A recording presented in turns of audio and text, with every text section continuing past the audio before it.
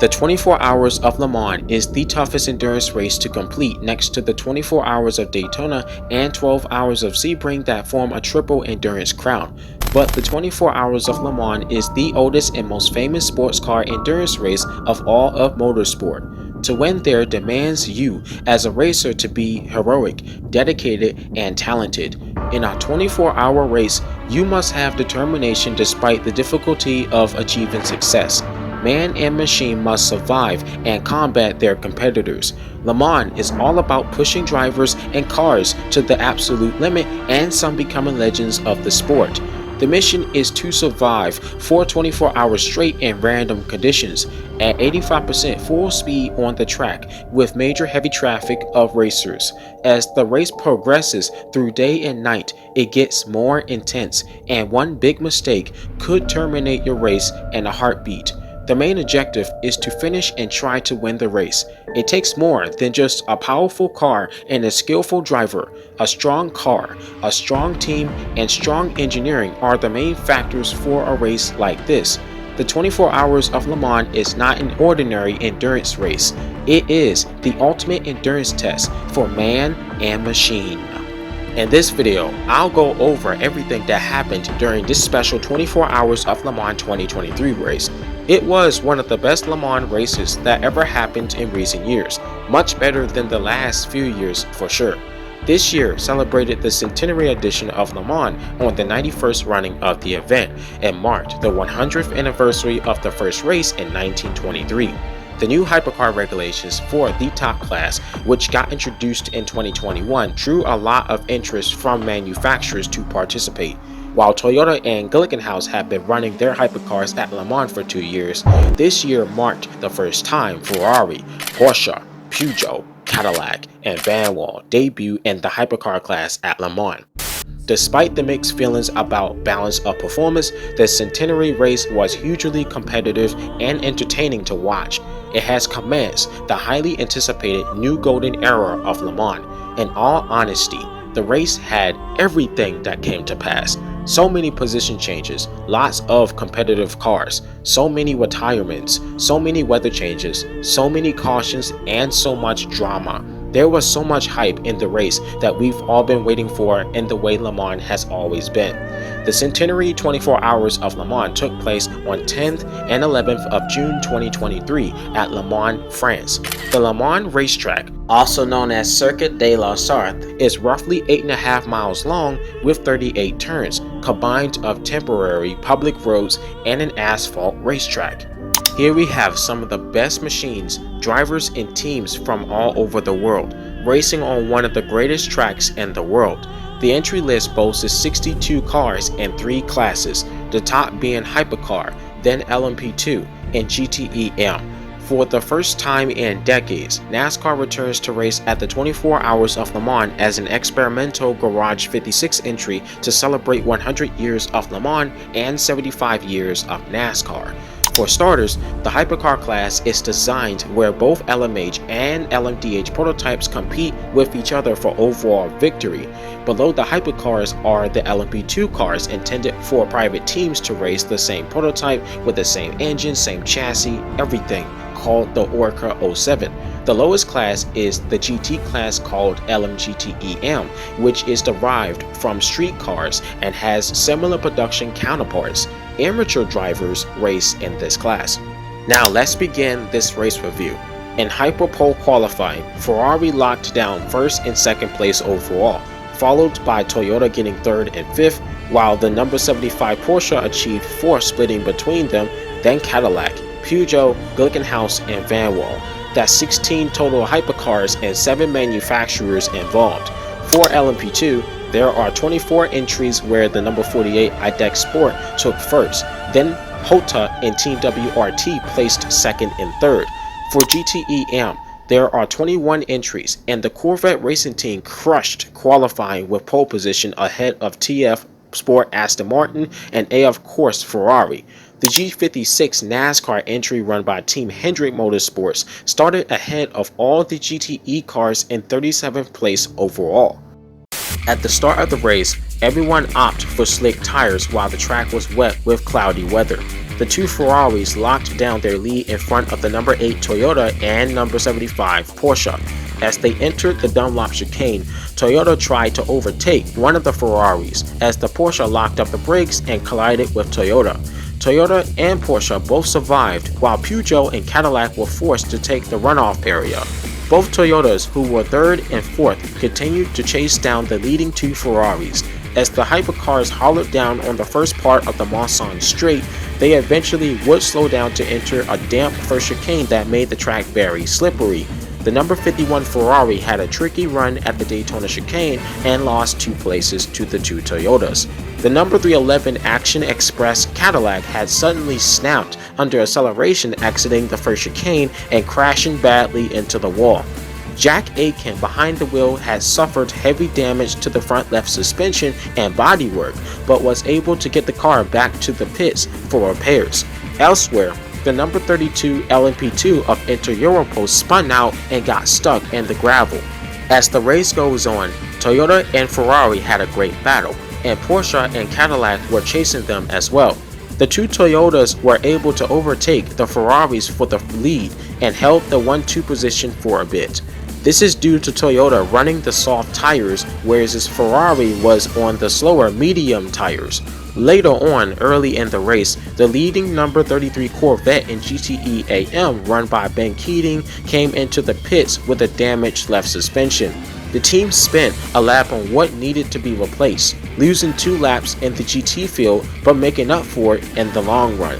The first retirement of the race occurred as the number 2 Caddy passes the losing control number 14 LMP2 from Nielsen Racing, smashing into the wall at the Dunlop curve. The crazy part is that the driver abruptly lost the car in dry conditions. As the car was losing fluids, it was completely done racing. More disaster strikes for the number 13 LMP2 from Tower Motorsports with Ricky Taylor driving. Taylor clipped the back end of another LMP2 car, sending him into a high-speed crash on Mulsanne Straight. They too were out of the race as the number 21 Ferrari GTE had a big crash under the Dunlop Bridge, entering a slow zone. The number 3 Caddy was also involved in that incident too, sending it to the pits for repairs. With just 21 hours to go, torrential downpours caused chaos at the Porsche curves as the track was covered with an inch of water, sending cars hydroplaning into the barriers. It was so dangerous that the safety car was out for an entire hour, with at least 20 minutes spent on the restart process. After 4 hours into the race, the number 94 Peugeot was supposedly showing a really good pace for the French team. Peugeot led the Hypercar field, Alpine led in LMP2, and Iron Dame's Porsche led in GTE AM. 5 different manufacturers from Caddy, Peugeot, Toyota, Ferrari, and Porsche led the race at some point. Each was in the hunt for overall victory. Just imagine what peak motorsport looks like as fans saw incredible wheel-to-wheel action in the Hypercar field between Ferrari, Cadillac, and Porsche. This was one of the best Le Mans moments to remember. Lots of action in a very competitive top class. The number 38 Hota Porsche was able to mount an attack and overtook the first 5 cars to take the race lead for a certain amount of time. Then drama struck for Hota Porsche when the driver lost control of the car, resulting in a high-speed sideways impact against the tire barriers at the Porsche curves. Luckily, it was so close to the pits, but it no longer was in contention for taking the overall win at Le Mans. As nighttime began to fall, heavy rain came again on parts of the circuit and reduced visibility. This meant that every driver was struck by the change in weather as they struggled to enter the pit lane to switch to wet tires. The good news is that there wasn't a safety car this time. As the race time goes on, it gets more intense at night. With just 17 hours to go, the number 75 Porsche Penske car that was in a hunt for overall victory was over. It was the first Hypercar entry to retire with a fuel pressure problem. As the number 5 and number 6 factory cars lost a lot of time due to incidents, this was a shame for Porsche Penske because at times their pace was very strong. The team's chances for overall victory diminished. By this point of the race, Ferrari eventually took back the lead in the Hypercar field, followed by Peugeot and Toyota chasing for victory. Inter-Europol was in a massive lead for LMP2. The fan favorite 911 RSR Rexy from Project 1 AO Racing led GTEM for a long time, followed by Iron Dame's Porsche. Plus, Corvette Racing gained a lot of places back in the GTE field after its incident to chase for victory. The number 51 Ferrari that was in the lead had found itself in the gravel, and the number 94 Peugeot led the race again. Not too long after, a disaster struck for one of the Toyotas, where the number 7 car sustained heavy damage after it was rear-ended by the Ferrari GTE and Alpine LMP2 car, as they were entering the slow zone where the Mulsanne straight starts. Kobayashi brought the number 7 car back into the pits and was out of the race. Toyota only then had one entry left, the number 8 car, to try and battle for the overall victory to clinch their 6th straight win at Le Mans. As the night continued, it's essential mentioning that the G56 NASCAR still was going strong since the start of the race reliability-wise. And speaking of reliability, Peugeot, who was in first place, was really in a great place to win amongst Toyota and Ferrari. Peugeot kept a great strategy, and the number 94 car had a lot of pace. Unfortunately, with just 12 hours to go, Menezes behind the wheel ran deep and slid into the tire wall at the Forza chicane. The car sustained heavy front damage, but he limped the car back into the pits for many laps of repairs. However, this ended Peugeot's race-winning contention. From here on out, it was Toyota versus Ferrari versus Caddy fighting for victory. As the sun rises from the horizon, the number 8 Toyota and number 51 Ferrari took turns leading the race in the Hypercar field, and number 2 Cadillac followed in 3rd place. NASCAR was in 31st place overall at that moment, catching the LMP2 cars fast. Both Ferrari and Toyota were on the same lap, battling hard for P1, and both cars ended up in the pits at the same time. Yet, the Ferrari was able to beat Toyota out of the pits. With just 8 hours to go, disaster struck for Van Wall Hypercar, coming to a halt due to an engine failure, forcing it to retire from the race after surviving 16 hours. As we got closer to the checkered flag to determine the overall and class winners, some drivers and teams were amping up as every hour, minute, and second passes. Meanwhile, Toyota and Ferrari were the only top contenders battling out for P1 until the finish. The Corvette team maintaining a steady pace to gradually make it back to the lead in GTEM despite being 2 laps down before is just remarkable. The NASCAR was doing awesome in the class of its own until the car had to pit due to a driveline issue. After it was repaired, the car continued racing but had to make up a lot of ground again as it was surpassed by a lot of GTE cars. The number 51 Ferrari stopped in the pits for a driver change. James Calado got out for Alessandro Pierguidi to take the wheel, and when the car was ready to go, there was an issue. While Toyota was in the pits at the same time, the Ferrari team had to run through a power cycle to get the car to restart. And as they did, the number 8 Toyota of Sebastian Buemi cruised past them exiting the pit lane. Toyota then retakes the lead, a former winner at Le Mans. While Toyota was multiple seconds ahead of Ferrari, the gap shrunk quickly.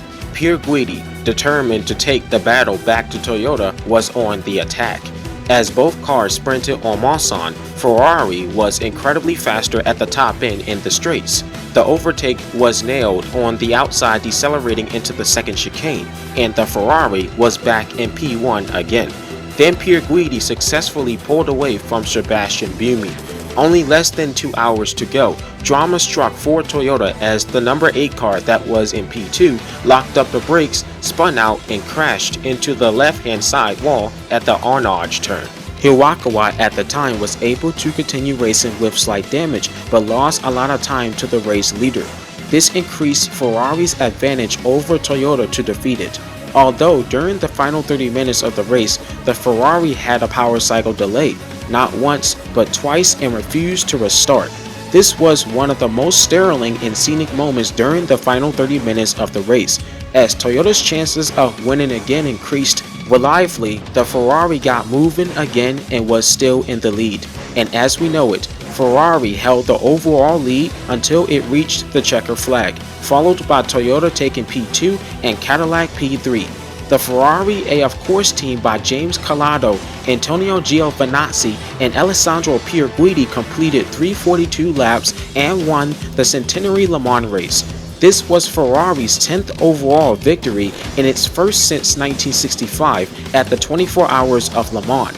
The Ferrari 499P was just the best car and the one to beat against its top contenders. Not to mention, Ferrari had one of the least incidents in the entire race, awesome pace and reliability, and great pit strategies to end Toyota's dominant streak. Enzo Ferrari himself is smiling from the heavens. In LMP2, Inter Europol team did a phenomenal job earning a class win and earning their first ever Le Mans victory with their number 34 car.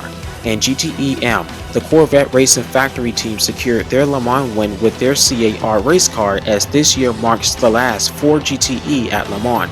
Corvette has earned their 9th win at Le Mans and win for the first time since 2015. Being down 2 laps only encouraged heroic drivers such as Ben Keating and his crewmates to fly through the field to clinch victory. The G56 NASCAR, driven by Jimmy Johnson, Jenson Button, and Mike Rockefeller, managed to finish the race, placing 39th overall out of 62 cars. Team Hendrick achieved that entire project to become the first NASCAR to complete the 24-hour race in history. This caused the NASCAR brand to gain much more respect from motorsport fans in Europe. Ultimately, the 2023 24 Hours of Le Mans was awesome and unforgettable.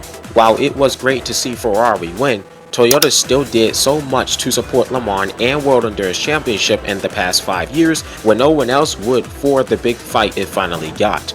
This was a fun year for American fans, considering Cadillac got its first podium at Le Mans, achieving 3rd and 4th place.